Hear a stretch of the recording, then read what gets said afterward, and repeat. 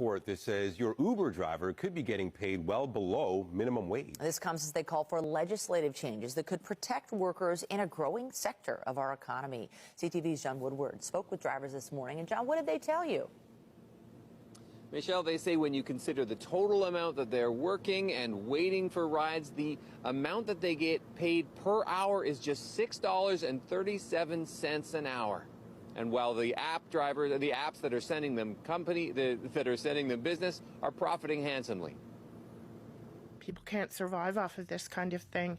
A group of advocates and drivers gathered in Queen's Park this morning to say that current gig worker rules are driving them into poverty. I recently went out for a shift last week, a 2-hour shift, and the total earnings for that shift were $5.40. So I can speak in experience that we are facing a crisis. At issue, their claim that drivers regularly make less than Toronto's minimum wage of $16.55 an hour. They say their study indicates that ride-hail drivers' median pay is actually $6.37 an hour. And the difference is going into app companies' pockets to the tune of $200 million a year. The report's authors said their estimate is in line with others in California, which was $6.20 an hour, Seattle, which was $9.63 an hour, and Denver at $5.49 an hour. That's just the median. That represents the middle. About half of hourly earnings by this measure are lower. There is no floor. Right now, Toronto drivers can and do make far less. The report, a reaction to a PR campaign by Uber that claimed drivers got upwards of $30 per engaged hour.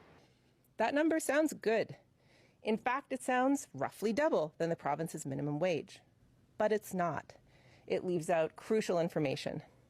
Crucial information that leaves out the expenses of driving a vehicle and that drivers sit for a long time without getting notifications of a customer pickup and don't get paid for that time. MPPs here at Queen's Park will be discussing this issue in committee, and also there's pressure on the city to reinstate that cap on Uber drivers that it had.